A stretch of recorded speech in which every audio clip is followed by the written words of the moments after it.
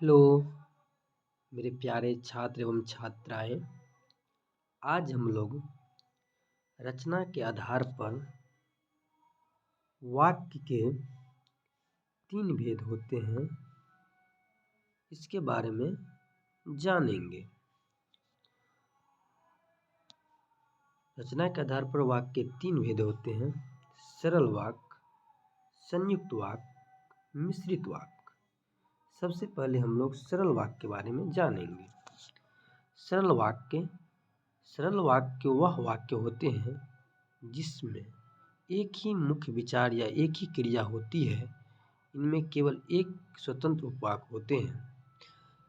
आसान भाषा में कहें, जिस वाक्य में एक ही उद्देश्य और एक ही विषय हो उसे सरल वाक्य कहते हैं।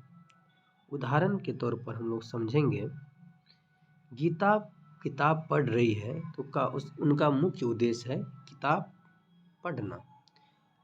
आकाश फुटबॉल खेलता है, तो इस प्रकार का वाक्य जहाँ देखने को मिलेगा वो हो जाएगा सरल वाक्य। अब हम लोग संयुक्त वाक्य के बारे में जानेंगे।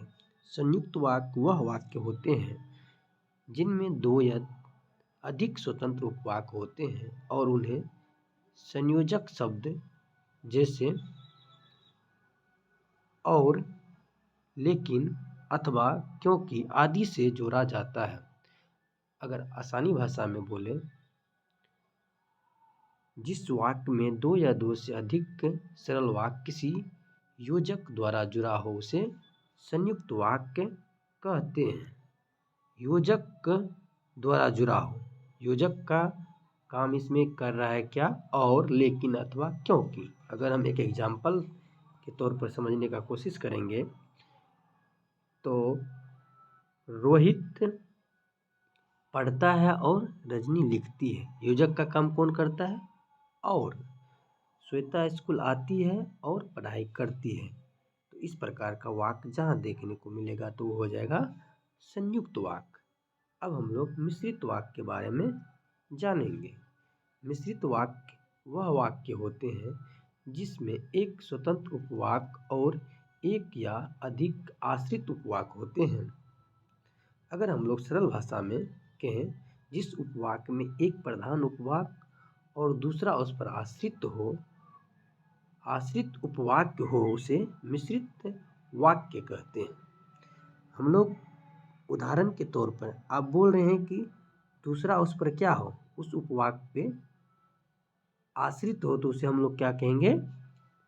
मिश्रित वाक्य। जैसे देखिए एग्जाम्पल के तौर पे,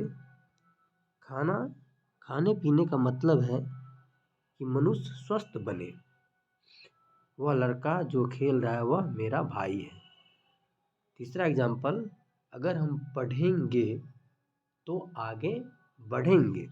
इस प्रकार का अगर वाक्य हमें देखने को मिले तो वो मिश्रित वाक्य। मिश्रित वाक्य में होता है कि क्या कि दूसरा उस पर आश्रित होता है। अगर हम पेड़ लगाएंगे तो फल खाएंगे। इस प्रकार का अगर वाक्य मिले तो वो मिश्रित वाक्य होगा। Thank you so much.